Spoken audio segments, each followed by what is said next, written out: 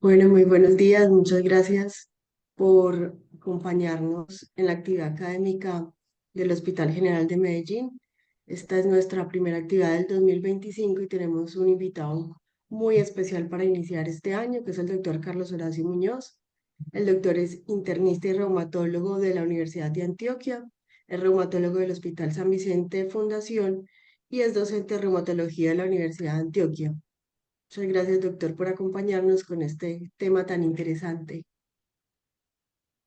Bueno, buenos días para todos. Muchas gracias a Diana por la invitación para hablar sobre vasculitis y sobre un tema que es de mi particular interés, que son, pues digamos, la vasculitis inducida por cocaína levamisol, en la cual vamos a revisar el estado de arte actual sobre como las características de esta enfermedad y digamos que les voy a mostrar como parte del trabajo que hemos venido desarrollando con esta enfermedad.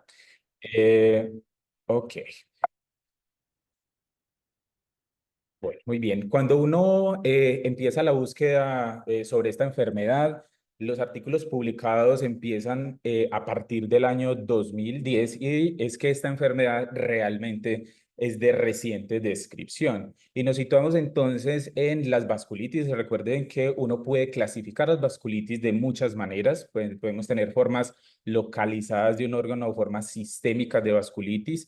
Clásicamente la hemos dividido dependiendo del vaso que esté predominantemente afectado, como aquellas que afectan grandes, medianos, pequeños vasos o vasos de tamaño variable. Y también una clasificación bien importante son las vasculitis primarias, que no tienen una causa específica asociada, o las vasculitis secundarias a enfermedades neoplásicas, otras enfermedades reumatológicas, infecciones y pues lo que nos interesa al día de hoy, que son tóxicos y medicamentos. Y recuerden ustedes que siempre que uno empieza el enfoque de un paciente en el que uno está sospechando una vasculitis sistémica primaria, lo primero que hace es estar seguro de que el paciente no tenga un imitador de vasculitis o tenga uno de los cuatro grupos de vasculitis secundarias, incluyendo la exposición a tóxicos y medicamentos, para después seguir todo ese proceso de enfoque diagnóstico. Y este es el escenario actual de las vasculitis sistémicas, teniendo en el centro las clasificaciones de las vasculitis sistémicas primarias, que incluyen las vasculitis ANCA, que van a ser importantes en este caso, y los cuatro grupos de causas secundarias que ven a los lados y específicamente los tóxicos y medicamentos.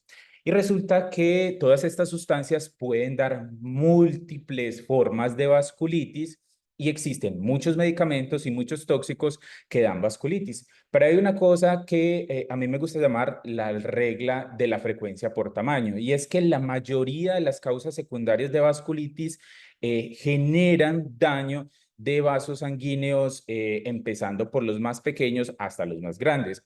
Y en los tóxicos por medicamentos, lo más común es tener una vasculitis de órgano único, específicamente lo más frecuente es el compromiso de la piel con vasculitis leucocitoclástica, después compromiso de los pequeños, los medianos y los grandes vasos. Y entre las vasculitis por tóxicos y medicamentos de pequeños vasos tenemos los grupos de aquellas mediadas por inmunocomplejos o aquellas vasculitis ANCA por tóxicos y medicamentos como la inducida por cocaína levamisol.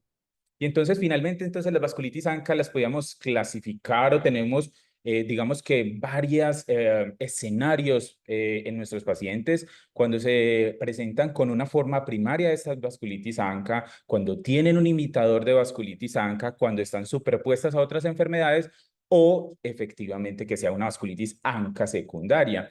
Y cuando se analizan esos cuatro grupos de causas secundarias de vasculitis ANCA, si uno revisa la literatura, realmente es muy cuestionado si las infecciones, las neoplasias o las enfermedades reumatológicas realmente dan una vasculitis ANCA. Lo que sí es claro es que los tóxicos y los medicamentos sí generan este tipo de vasculitis, y entre ellos tenemos un grupo aparte para el sílice que está asociado con estas enfermedades y los otros tóxicos y medicamentos. Y aunque no es una asociación frecuente, efectivamente existen vasculitis ANCA inducidas por sílice, y acá les comparto estos dos casos que he atendido como a lo largo de mi experiencia profesional de vasculitis ANCA inducida por sílice, que presentaremos próximamente en el Congreso Colombiano de Reumatología, donde el paciente, ambos debutaron con un síndrome hematoso que era secundario a un síndrome nefrótico. En el primer caso había una hematuria macroscópica y ambos eran mineros de oro de socavón, que ahí fue donde se expusieron al sílice. En ambos se realizó biopsia renal y se confirmó una glomerulonefritis proliferativa pausinmune, que tenían antimieloperoxidasa francamente positivos, y en ambos habían micronódulos múltiples centrilobulillares de predominio en lóbulos superiores, con confirmación histológica en pulmón de la silicosis. Entonces recordemos que esta puede ser una potencial causa de vasculitis ANCA secundario, pero existen muchos medicamentos que dan vasculitis ANCA secundarias y tóxicos. Pero hoy nos interesa la cocaína y el levamisol. Y es que hablar de cocaína en Colombia, por supuesto que es bastante relevante. Según el último reporte de la Oficina de las Naciones Unidas contra la Droga y el Delito, dentro de las, digamos, el tráfico, las rutas de tráfico de cocaína, los países de la región andina son bien importantes.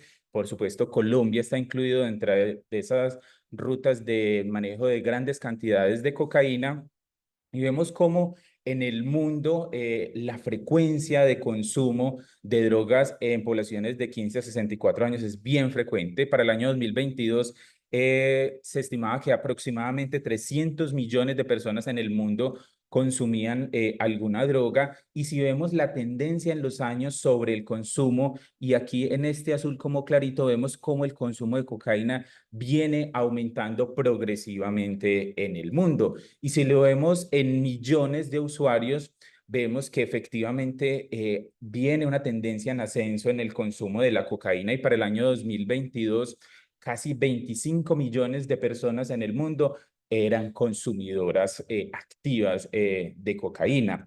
Y desafortunadamente las enfermedades que se generan por el consumo de todas estas sustancias, estas drogas, pues reciben poca atención médica. Y fíjense ustedes acá cómo en las Américas menos del 15% de los pacientes que tienen enfermedades relacionadas con uso de drogas reciben atención médica. Y cuando evaluamos en las Américas cómo es ese comportamiento en la frecuencia de atención de estas personas con estas enfermedades, realmente no hay una mejoría en el porcentaje de atención, y por el contrario, en algunos casos como en cocaína, hay menor frecuencia de atención de este tipo de pacientes.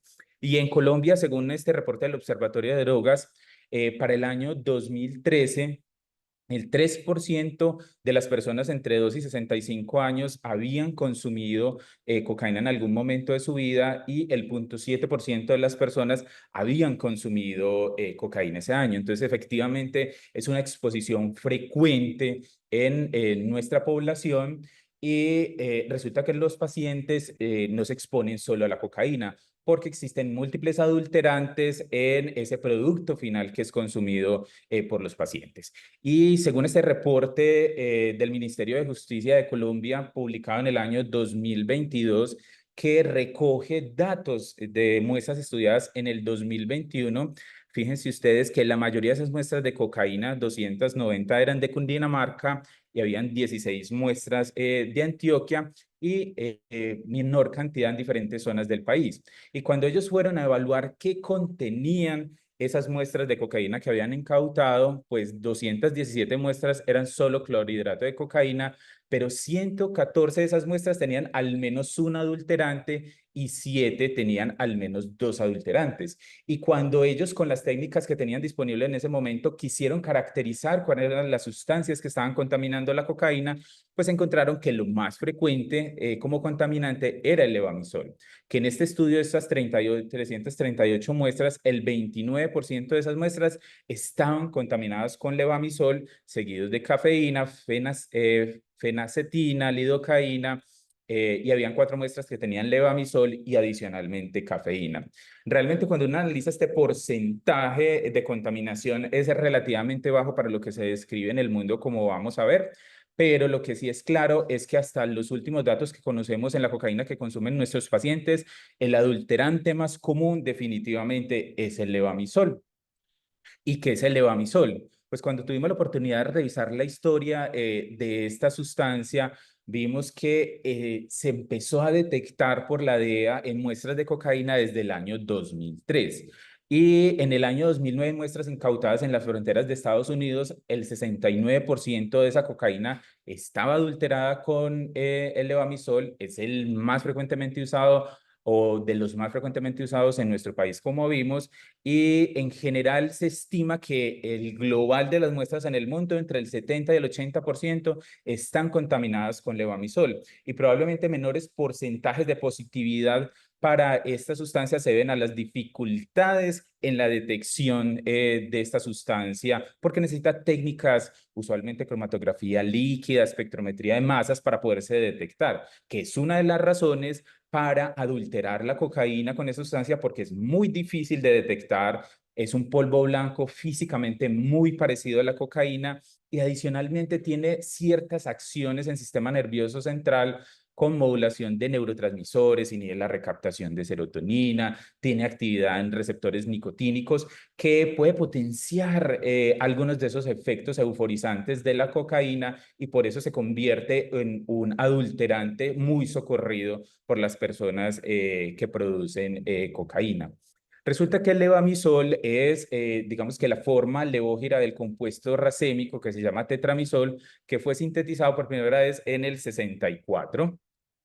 Este medicamento se sintetizó como un antihelmíntico amplio espectro en Bélgica. Es un antihelmíntico de alta potencia contra los nemátodos, inhibe la succinato deshidrogenasa, eso baja los niveles de succinato, de NAD y de ATP y los parásitos se mueren por parálisis. Se empezó a usar en medicina veterinaria en Bélgica en el 65 y se introdujo por primera vez en humanos en el 66 en Brasil.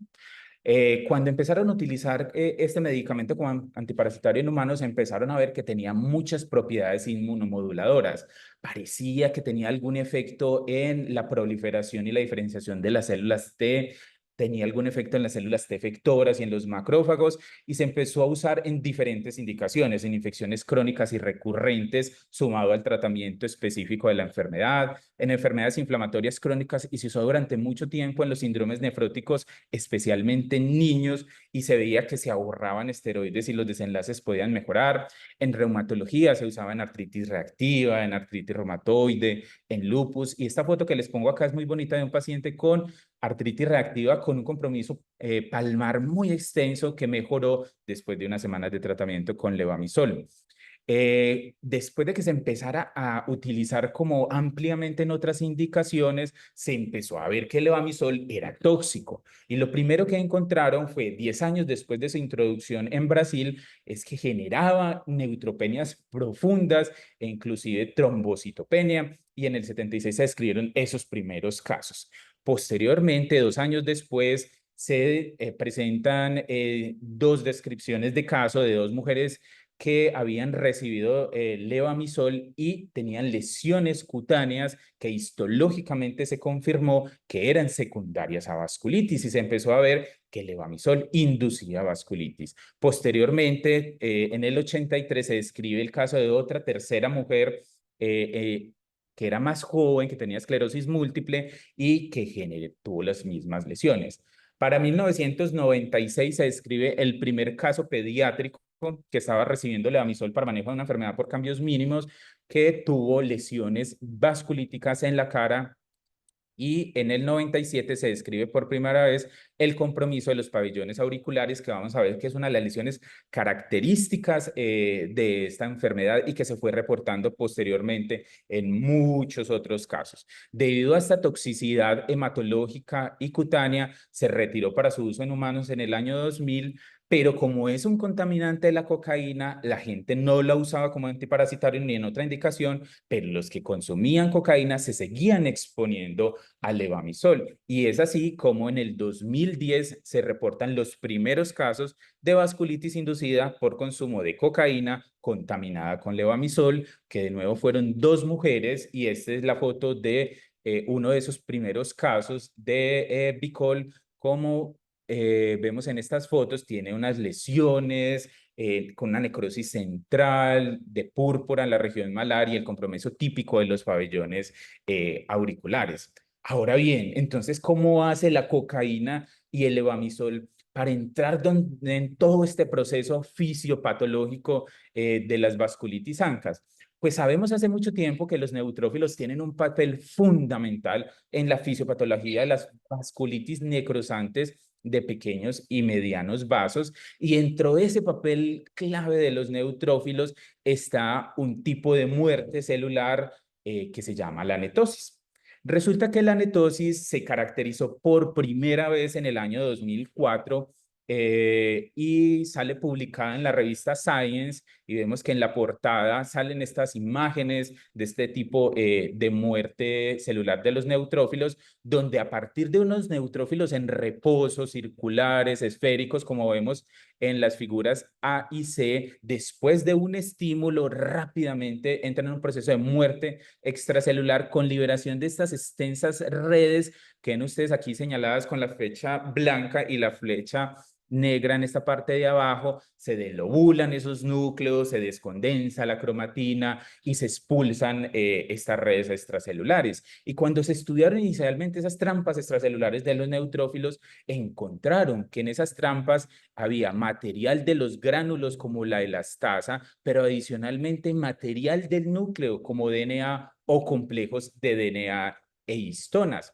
Y se veía que algunos antígenos granulares súper importantes en las vasculitis ANCA, como las proteínas A3 y la mieloperoxidasa, estaban presentes en esas trampas extracelulares y colocalizaban con antígenos nucleares como las histonas y el DNA. Entonces, lo que se presenta es que en estos neutrófilos, por diferentes estímulos, como vamos a ver, se inducen segundos mensajeros, usualmente con aumento del calcio intracelular, la producción de radicales libres de oxígeno, empieza a permeabilizarse esas membranas de los gránulos y la membrana nuclear se descondensa, se fragmenta la cromatina, se fusiona ese material granular y nuclear y se expulsa posteriormente a través de estas trampas extracelulares de los neutrófilos. Pero existen diferentes formas de netosis. Entonces tenemos una netosis que es la clásica lítica, donde ese neutrófilo finalmente se permeabiliza esa membrana citoplasmática, libera todo ese contenido intracelular y muere esta célula. Pero adicionalmente tenemos una netosis no lítica, donde hay una exocitosis de esas trampas extracelulares y ese neutrófilo, digamos, que puede seguir vivo, entre comillas. Pues resulta que pasamos de estos neutrófilos pequeños en reposo a esta liberación de estas trampas, que evolutivamente estas trampas sirven para inmovilizar microorganismos, como vemos en esta fotografía de microscopía electrónica, donde se capturan todas estas salmonelas, pero en una persona genéticamente susceptible, este tipo de muerte celular tan inflamatoria facilita diferentes procesos inflamatorios y autoinmunes. Se producen interferones tipo 1 por las células dendríticas plasmocitoides, se producen autoanticuerpos, activación de células T autorreactivas, finalmente hay vasculopatía, vasculitis y trombosis.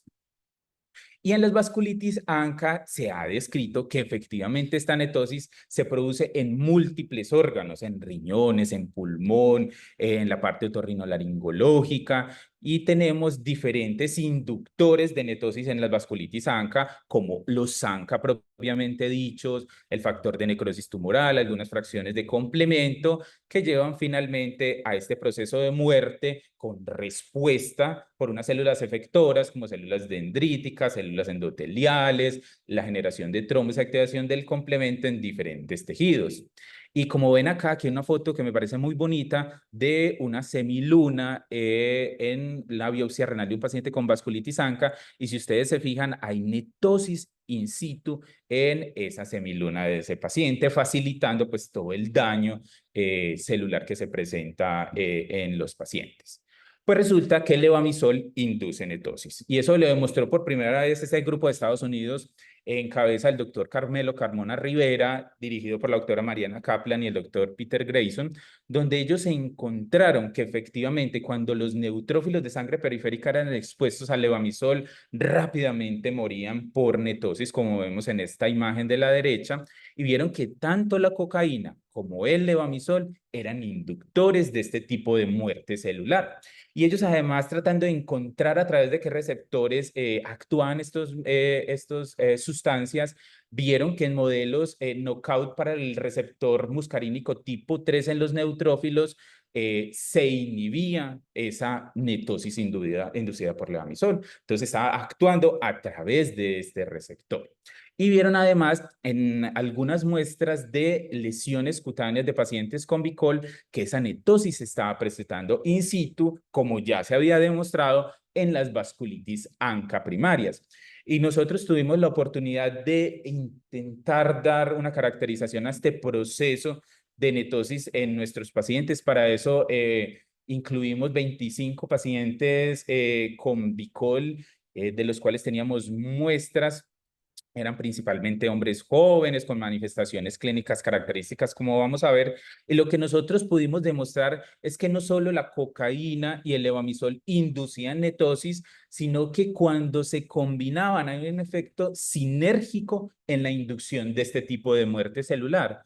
Pero adicionalmente tratamos de modular este tipo de muerte utilizando un inhibidor muscarínico inespecífico como el brombutilbromuro de iosina, y vimos que efectivamente cuando estaba presente este agente antimuscarínico, se disminuía entre un 16 y un 19% la muerte por netosis inducida por cocaína y el levamisol.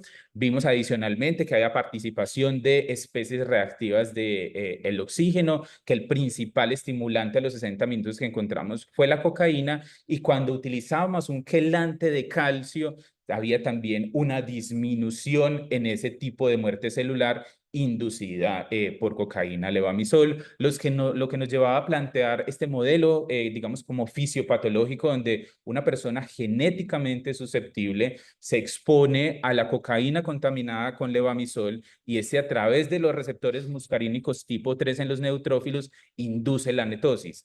Un tipo de netosis que está, digamos que dependiendo en parte de las concentraciones de calcio intracelular y de la producción de radicales libres de oxígeno. Esto va a llegar a la liberación de todos estos autoantígenos que genera fenómenos inflamatorios y autoinmunes que finalmente lleva a las manifestaciones clínicas que vamos a ver. Pero adicionalmente otros autores han encontrado que la cocaína levamisol puede activar directamente sin que medie las trampas extracelulares de los neutrófilos el complemento, específicamente la vía alternativa del complemento. Pero entonces, ¿cómo todo este proceso fisiopatológico se traduce clínicamente? ¿Qué es lo que le genera esta enfermedad a nuestros pacientes? Pues sabemos que las vasculitis ANCA en general tienen un sinnúmero de manifestaciones clínicas, pero según el fenotipo sistémico de la vasculitis ANCA, van a tener más ciertas manifestaciones clínicas que finalmente son explicadas por estos tres mecanismos básicos: porque el paciente está inflamado sistémicamente, porque tiene isquemia de un órgano particular, o porque hay inflamación granulomatosa o eosinofílica focal. En la BICOL se presentan estos dos fenómenos fisiopatológicos iniciales, pero no este de arriba que se presenta en las vasculitis ANCA primarias. Y para ver las características clínicas, pues hasta el momento nosotros tenemos en seguimiento una cohorte de poco más de 70 pacientes, que es la cohorte más grande del mundo de pacientes con BICOL, y les muestro acá datos inicialmente de esta primera entrega de 30 casos con la enfermedad y con análisis a este momento de 60 pacientes. Definitivamente las manifestaciones clínicas más frecuentes son las manifestaciones cutáneas, y vemos que más o menos el 83% de nuestros pacientes tienen púrpura retiforme, hacia el 70% tienen necrosis ¿Están viendo auricular. la de la CH? ¿Sí? Dentro de las lesiones cutáneas podemos tener úlceras, adicionalmente podemos tener necrosis genital que vamos a ver, úlceras orales, necrosis digital, flictenas hemorrágicas, que está dentro de todo el espectro de fenómenos vasculopáticos, trombóticos y vasculíticos, pero también hay un espectro de pacientes que va hacia las dermatosis neutrofílicas, fundamentalmente con pioderma gangrenoso ulcerativo. Los pacientes en el 58% de los casos tienen compromiso renal y manifestaciones articulares, especialmente artritis. En un menor porcentaje pueden tener tenosinovitis, miopatía, fiebre en el 20%, hepatoespenomegalias pequeñas. No son grandes crecimientos pues, de estos órganos en menos del 20%, adenopatías pequeñas, generalizadas también. Infiltrados pulmonares inespecíficos, hemorragia alveolar difusa por capilaritis, se han descrito enfermedad pulmonar intersticial. Lo que pasa es que en estos pacientes interpretar el compromiso pulmonar en medio de consumo de tantas sustancias es realmente difícil. Serositis, anemia hemolítica autoinmune en poco más del 10% de los pacientes y trombosis macrovascular venosa lo hemos evidenciado en 3 pacientes y un paciente con neuropatía periférica que vamos a ver. Ok, las lesiones cutáneas, digamos que tienen una distribución que no es al azar. Acá tengo esta imagen donde vemos como los sitios más frecuentes en azul, donde tenemos compromiso de la región malar, los pabellones auriculares, la nariz. ¿Cómo quitamos estas rayas? Las extremidades, la cara posterior de los antebrazos, los miembros inferiores, la región glútea. Es infrecuente que se comprometan las palmas, las plantas o el cuello, y no hemos visto ningún paciente que tenga compromiso de el cuero cabelludo. Yo quisiera quitar esto, pero no sé cómo quitar esas rayas. A ver, bueno, esa púrpura retiforme nosotros la hemos clasificado en 4 grados.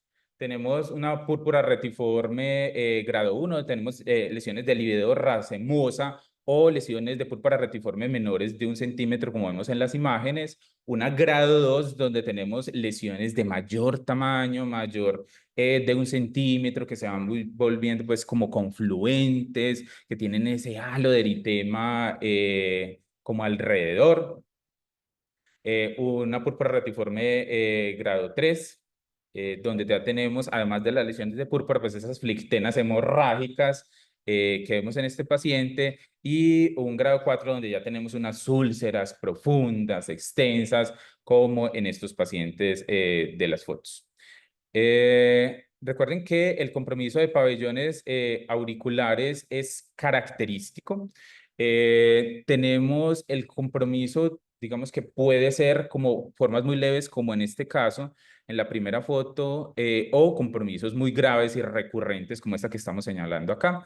Puede tener inicio hacia la parte inferior, hacia los lóbulos, en la parte superior de los pabellones auriculares o en la parte posterior, pero siempre va de distal hacia proximal. Puede iniciar unilateral, pero generalmente termina comprometiendo los 2 pabellones auriculares, y este caso me parece interesante porque fue un caso que donde el paciente se le hiperpigmentó el pabellón auricular, pero realmente no tuvo lesiones como isquémicas significativas.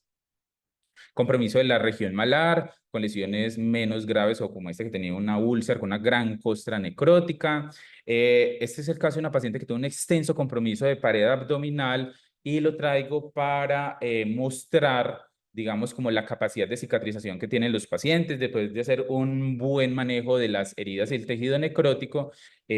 Pues esos pacientes con el tratamiento inmunosupresor y el cuidado de las úlceras realmente llegan a tener un adecuado proceso de cicatrización. El compromiso glúteo que vemos en este caso en diferentes gravedades, y el compromiso genital. Este primer paciente, hay una foto en el antes y el después, él le iban a hacer una amputación, pero realmente el tejido necrótico era como más superficial, se dejó evolucionar y este fue el resultado final. Y este es otro paciente con compromiso genital.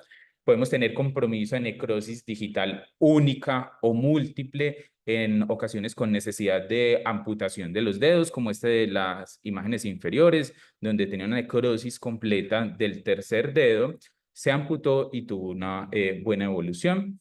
Y este es el espectro de las dermatosis neutrofílicas. Entonces recuerden que ellos pueden hacer pioderma gangrenoso. Nosotros hemos tenido 5 pacientes con pioderma gangrenoso y el pioderma puede ser de muy difícil manejo. En este caso es la evolución después de tratamiento con ciclofosfamida. Yo he tenido 2 casos de pacientes de muy difícil manejo y los 2 han respondido satisfactoriamente a la ciclofosfamida, pero hay descritos en la literatura pacientes que han recibido múltiples medicamentos para el pioderma por Bicol con como muchas dificultades para que sanen estas heridas.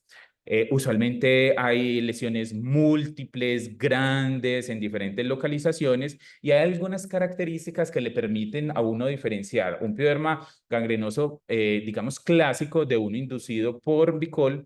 Y es que el de Bicol puede afectar los miembros inferiores, pero afecta también con frecuencia el tronco, miembros superiores y la cara. Hay más lesiones, hay lesiones más grandes típicamente, y además de la dermatosis neutrofílica evidenciada en la biopsia, es típico encontrar vasculopatía trombótica o vasculitis leucocitoclástica en los estudios histológicos de la piel, y por supuesto tienen anticuerpos de Bicol. El compromiso articular, como decíamos, el 58% de los pacientes hacen usualmente poliartritis, y hay una forma de una artropatía deformante descrita en la enfermedad, que estos son 2 pacientes que hemos visto con artropatía deformante, y el paciente de la foto inicial pues ha tenido una progresión muy importante de la artropatía deformante con ya discapacidad secundaria. Y eso adicionalmente ha sido mostrado por otros autores. Vemos acá otros 2 casos de esta artropatía deformante por Bicol, y de forma interesante en los estudios imagenológicos tengo como un espectro, desde el que tiene muchas luxaciones pero poca erosión y se comporta como una artropatía de Yacut, hasta el que tiene artropatía erosiva, destructiva, con gran compromiso de los carpos, como en este caso. Pero adicionalmente ha sido muy interesante que pueden tener erosiones marginales como las señaladas en las flechas, que uno en primera instancia pensaría en artritis reumatoide porque son muy sugestivas, pero estos pacientes típicamente tienen ACPA negativos y usualmente son factor reumatoide negativos, y pues tienen todo el contexto de la enfermedad. Aquí les quiero destacar esta paciente que tuvimos con neuropatía periférica, porque es el primer caso y el único que se ha descrito de esta manifestación en el mundo, y fue una paciente que, como pueden ver ustedes, tenía unas lesiones de púrpura retiforme en proceso de cicatrización y tenía un pie caído derecho. A ella le hicimos una biopsia de nervio y confirmamos que efectivamente era una neuropatía vasculítica por Bicol. Quiero hacer énfasis en que la Bicol afecta con muy poca frecuencia el sistema nervioso. Como les digo, solo tenemos ese caso de neuropatía y no tenemos ningún caso de compromiso del sistema nervioso central por un efecto directo de la enfermedad. Sin embargo, el levamisol sí induce un proceso inflamatorio grave en el sistema nervioso central, que es la leucoencefalopatía multifocal inflamatoria, que, como vemos acá, ahí puede haber un extenso daño de la sustancia blanca. Y en esta serie, que es la más grande de esta condición descrita en el mundo, que incluyó 31 casos, todos recibían en ese momento levamisol por diferentes indicaciones antes de que se retirara del mercado, y los pacientes tenían diferentes manifestaciones: confusión, afasia, trastornos de la marcha. Y cuando se les hacía la resonancia, tenían toda esa enfermedad multifocal de la sustancia blanca, con realce periventricular como el hallazgo imagenológico más frecuente. Y en 14 de esos pacientes se logró hacerles biopsia de cerebro, y lo que se encontró principalmente fue una desmielinización activa y una infiltración por macrófagos. A todos se les dio tratamiento fundamentalmente con esteroides, a algunos se les hizo recambios plasmáticos, se la aplicó gamma globulina con desenlaces variables. La mayoría de los pacientes tuvo mejoría parcial como de sus síntomas, pero ninguno de estos pacientes tuvo agranulocitosis ni tuvo ninguna manifestación vasculítica. Y posteriormente se empezaron a reportar casos de leucoencefalopatía multifocal inflamatoria en consumidores de cocaína que se exponían al levamisol a través del consumo de la cocaína, pero de nuevo, ninguno de estos pacientes tenía manifestaciones vasculíticas o hematológicas. Entonces, es un espectro diferente de fenómenos autoinmunes inducidos por levamisol que no se unen al espectro de la Vicol. Con respecto a los hallazgos histopatológicos, entonces las muestras que hemos obtenido y que se describen en general en el mundo son las de la piel y las de riñón. Nosotros les hemos hecho biopsia de piel a 33 pacientes. Finalmente dejamos de biopsiarlos porque pues era tan característico el cuadro clínico que ya no valía la pena. Lo más frecuente es encontrar vasculitis leucocitoclástica, comprometiendo pues los pequeños vasos, o vasculopatía trombótica sin vasculitis, o una mezcla de estos dos hallazgos, pero también hemos encontrado pacientes con mucha inflamación perivascular sin constituir propiamente una vasculitis y los casos de epiderma gangrenoso que ya les he venido comentando previamente. Con respecto a riñón, hemos realizado 23 biopsias renales. Eso corresponde al 66% de los pacientes que tenían compromiso renal en el análisis de estos 60. El patrón histológico más frecuente es una glomerulonefritis proliferativa mediada por inmunocomplejos en 12 casos, que en la mayoría de ellos es full house y es indistinguible histológicamente de una nefritis lúpica proliferativa. Esto se presenta en el 52% de los casos. Más del 20% de los casos tienen un patrón de glomerulonefritis proliferativa pausoinmune indistinguible de una vasculitis ANCA primaria, pero también hemos encontrado glomerulonefritis membranosa y un caso de una glomerulonefritis extracapilar mediada por C3 y una glomerulosclerosis focal y segmentaria. Como mencionábamos, casi el 60% de nuestros pacientes tienen compromiso renal, entonces es un compromiso frecuente, es muy heterogéneo. Histológicamente ven que tenemos muchas formas de glomerulonefritis y es un compromiso grave, y cuando tratamos de hacer asociaciones con otras manifestaciones, encontramos que tenían más compromiso renal los pacientes que tenían citopenias, hipocomplementemia y ANCA positivos. Y con respecto a los hallazgos paraclínicos de estos pacientes, pues hay varias cosas importantes. En la parte hematológica, entonces, casi el 80% de los pacientes tienen anemia, seguida de linfopenia como el compromiso más frecuente de la serie blanca, que está descrito en encontramos en un 65% de los casos, leucopenia en un 25%, pero neutropenia la encontramos solo en el 12%. Entonces, entre nosotros, la neutropenia es infrecuente, que eso contrasta un poco con algunos reportes del mundo donde es mucho más frecuente la neutropenia. La mayoría de los pacientes tienen reactantes de fase aguda elevados, como es esperable, y entre esos 35 pacientes que tenían compromiso renal, la mayoría tienen hematuria y proteinuria.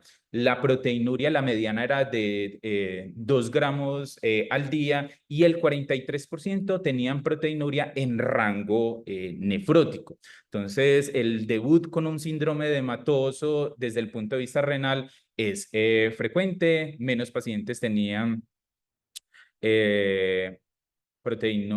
piuria y cilindruria. La creatinina se eleva con frecuencia. Hemos tenido 6 pacientes que ya están en diálisis secundarios a esta enfermedad. Con respecto a los autoanticuerpos, el más frecuente, sin duda, son los ANCA. En nuestra serie, el 87% de los pacientes tienen ANCA positivos y se describen más o menos alrededor del 90% de positividad de estos anticuerpos.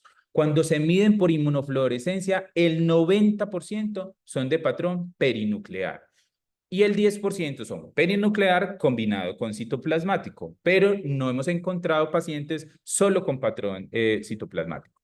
Y cuando se miden por ELISA, el 62% son antimieloperoxidasa y el 28% son antimieloperoxidasa y anti-PR3 positivo. Tiene la doble seropositividad y muy pocos casos, solo 2 casos hemos encontrado con anti-PR3 positivos.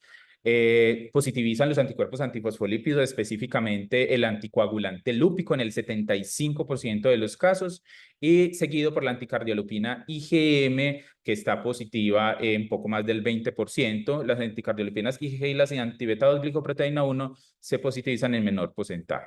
El 60% tienen ANA positivos. Ellos pueden tener ANAs con patrones nucleares o con patrones citoplasmáticos. Y el patrón nuclear más común es el patrón homogéneo y puede estar en altas diluciones. Pero miren ustedes lo interesante, positivizan anti-DNA en el 38% de los casos. Y es anti-DNA de doble cadena medido por inmunofluorescencia en critidia y pueden tener diluciones hasta 1 en 160. Y recordemos que este anticuerpo usualmente pues lo tenemos como en nuestra mente como marcador de lupus, pero en esta entidad es bien frecuente en altas concentraciones. En los ENA solo hemos encontrado anti-Ro positivo en 4 pacientes, ningún otro ENA ha estado positivo. Hipocomplementemia frecuente, más del 50% de los casos, de predominio C3. El 20% bajan el C4 y es raro tener crioglobulinas o factor reumatoide positivo. En algunos pacientes con muchas manifestaciones articulares les hemos pedido anticuerpos contra péptidos citrulinados y en ninguno hemos encontrado positividad. Y miren esto lo que les quería contrastar de la neutropenia en nuestros pacientes, que para los 60 casos era del 12%. Fíjense que hay reportes del 60, 75% de neutropenia en otras regiones del mundo. Entonces, entre nosotros no es una característica frecuente. Entonces, en conclusión, ¿cómo resumimos el perfil inmunoserológico de estos pacientes? Pues tenemos marcadores de vasculitis ANCA. Recuerden que si hacemos por inmunofluorescencia, tenemos P-ANCA positivos usualmente, 90% de los casos. Y si los medimos por ELISA, principalmente antimieloperoxidasa o la doble seropositividad. Tenemos marcadores de SAF, y entre ellos, sin duda, el más importante es el anticoagulante lúpico, 75% de los casos. Y marcadores de lupus con ANA, anti-DNA de doble cadena e hipocomplementemia de predominio C3. Pero si ustedes se fijan, también les puse los anticuerpos anti-C1Q, porque resulta que evaluamos la positividad de estos anticuerpos en un grupo de pacientes con BICOL y contrastamos contra vasculitis primarias de pequeños vasos, de medianos vasos y de grandes vasos. Y en las vasculitis primarias, solo el 5% tenían anti-C1Q positivo versus el 75% de los pacientes con BICOL que tenían positividad para este autoanticuerpo. Entonces, pudiese ser en casos muy difíciles, usualmente es raro el escenario donde uno necesite evaluar estos anticuerpos para hacer el diagnóstico de la enfermedad. ¿Cómo decir que un paciente tiene BICOL? No existen criterios publicados de clasificación o de diagnóstico realmente, pero mi visión personal sobre este escenario sería como este. O sea, definitivamente el paciente tiene que tener un consumo activo de cocaína y hay unos criterios que podríamos considerar mayores, que es la púrpura retiforme típica con la localización característica y la necrosis de pabellones auriculares. Y los paraclínicos más sugestivos es tener la positividad de los ANCA o del anticoagulante lúpico. Tenemos algunas manifestaciones como criterios menores, es que tengan glomerulonefritis, compromiso articular, manifestaciones hematológicas, hipocomplementemia, ANAS o anti-DNA positivo, que tenga una biopsia de piel con vasculitis leucocitoclástica o con vasculopatía trombótica y que mejoren con la suspensión de la cocaína. Entonces, si uno tiene el consumo de la cocaína, que es el criterio obligatorio, más un criterio clínico mayor y uno paraclínico, es muy probable que el paciente tenga BICOL. O si tengo el obligatorio, uno clínico mayor y 3 menores, es muy probable que ese paciente también tenga BICOL y normalmente esto es lo que yo utilizo para convencerme de que mi paciente efectivamente tiene un BICOL.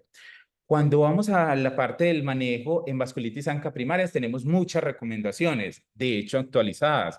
Tenemos las recomendaciones de CADIGO que salieron el año pasado para manejo de las vasculitis ANCA, las recomendaciones de la Alianza Europea de las Asociaciones de Reumatología, publicadas en el 2023, que son las nuevas en nuestro campo y que son las que usualmente seguimos para el manejo de estos pacientes, donde tenemos unas directrices claras en cada uno de los escenarios de manifestaciones amenazantes o no amenazantes que hacer, donde el pilar fundamental usualmente son los esteroides, pero los acompañamos con rituximab o con ciclofosfamida en manifestaciones graves o con otros medicamentos en manifestaciones no graves. En la forma eosinofílica tenemos algunas directrices y en recaídas.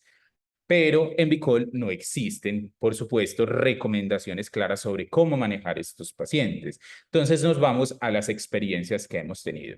Y en esos 30 pacientes que publicamos, la mayoría de esos pacientes entonces los tratábamos con esteroides, el 70%, y con diferentes inmunosupresores, ciclofosfamida, azatioprina, metotrexate, y en la literatura realmente hay poca descripción sobre el tratamiento que le dan a los pacientes. Pero ya con los 60 pacientes, esto es lo que hemos hecho.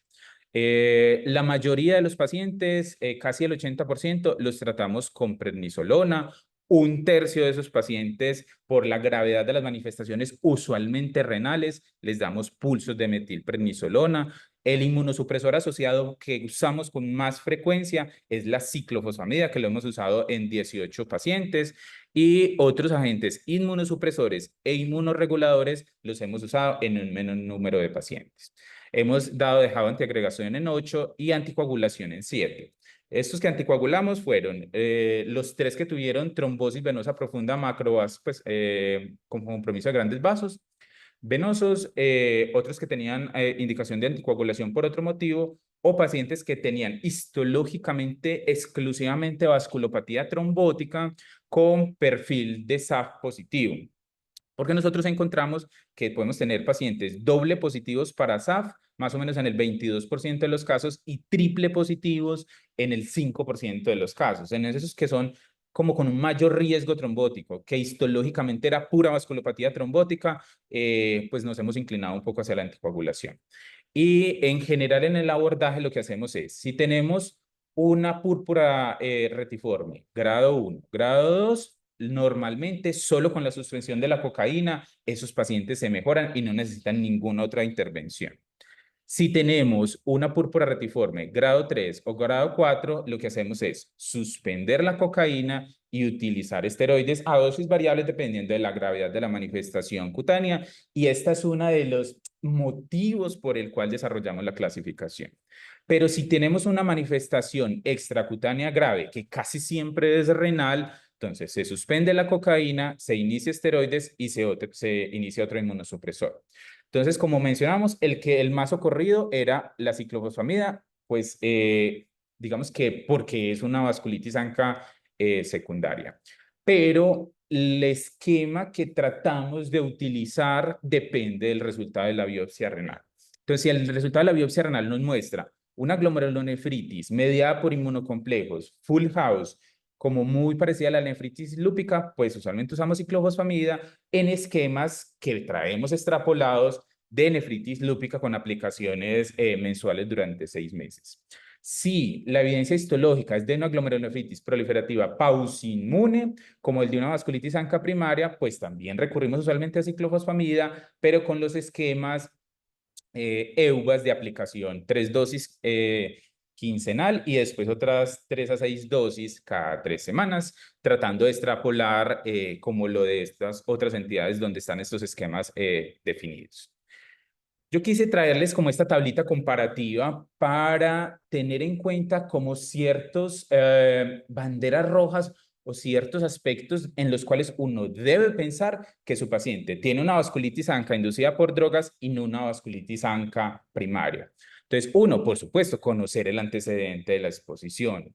Usualmente los pacientes con drogas son pacientes más jóvenes, los pacientes de vasculitis ANCA primaria, el debut, la mediana de debut está más o menos entre los 45 y 55 años.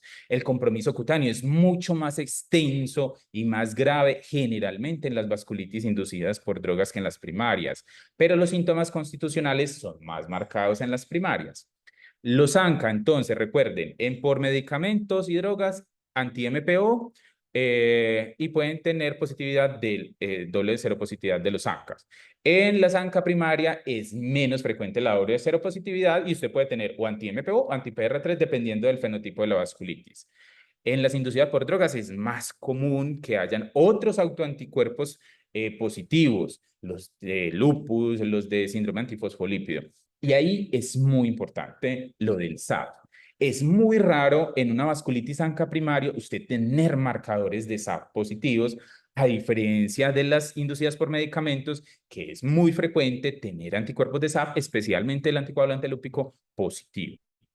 La hipocomplementemia marcada, especialmente C3, es más común en las vasculitis por medicamentos y drogas. Las vasculitis ANCA primarias, por definición, son normocomplementémicas, pero más o menos un 30%, si pueden bajar un poco el C3. Tienen en general mejor pronóstico las inducidas por drogas.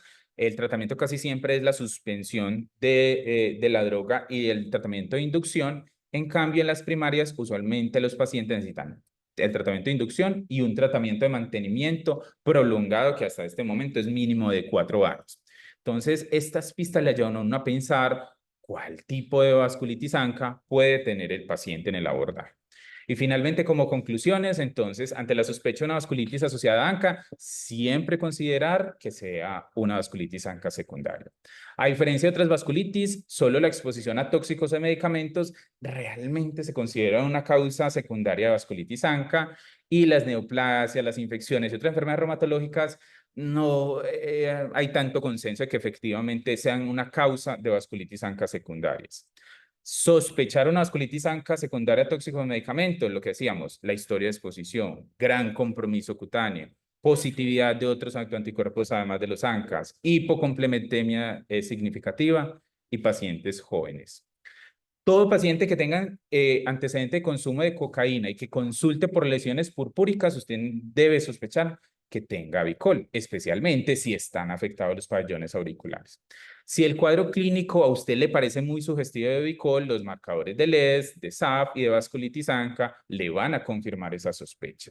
Y el pilar fundamental del tratamiento es la abstinencia con necesidad de tratamiento inmunosupresor de acuerdo a las manifestaciones de cada paciente.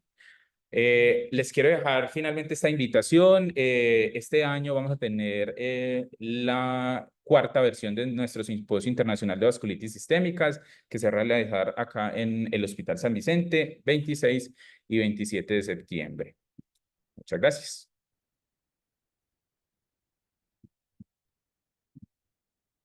Doctor, muchísimas gracias por su presentación tan buena y tan completa. No sé si alguien del público tenga preguntas que pueda abrir el micrófono y hacerlas libremente.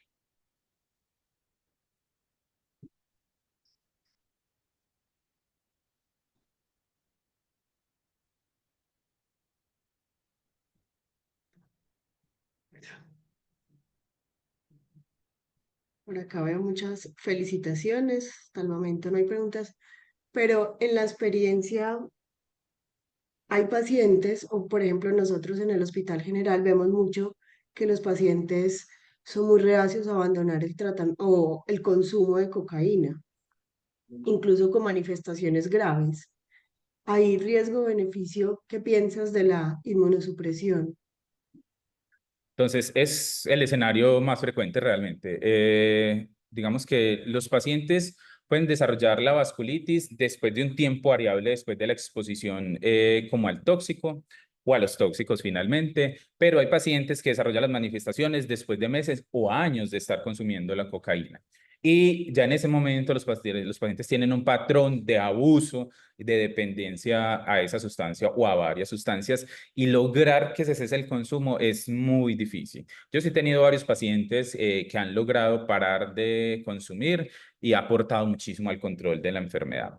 Hasta este momento no existe una evidencia de que a esos pacientes se les, digamos que esté indicado darles un tratamiento profiláctico inmunosupresor. ¿Qué pensaría yo? Como un mecanismo, uno de los mecanismos claramente que participan en la Bicol es la netosis. El utilizar un inhibidor de los receptores muscarínicos tipo 3 potencialmente pudiese modular en parte, digamos, como ese proceso fisiopatológico, sin someter al paciente a los riesgos de inmunosupresión. Entonces pensaría uno, ¿será que esos pacientes que van a seguir consumiendo, si yo les bloqueo esos receptores, van a tener más netosis, van a tener menos manifestaciones? Eso no se ha demostrado, pero queda dentro de las posibles teorías y hipótesis que uno tendría ahí. Pero en este momento no tendríamos indicación.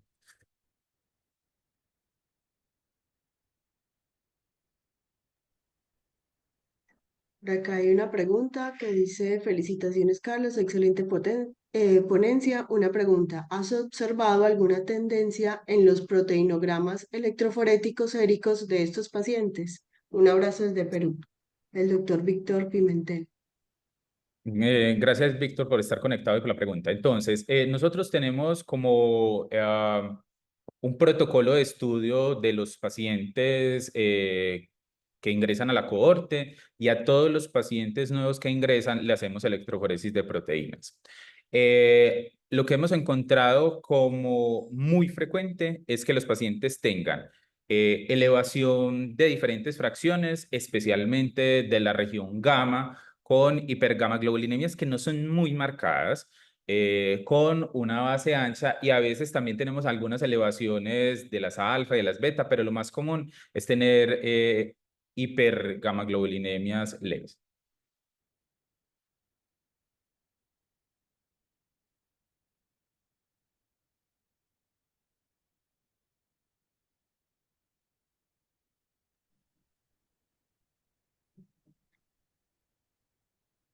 Muy bien. Pues no veo más preguntas, doctor. Muchísimas gracias por acompañarnos. Excelente charla, demasiado completa. Y espero que nos veamos en una próxima reunión.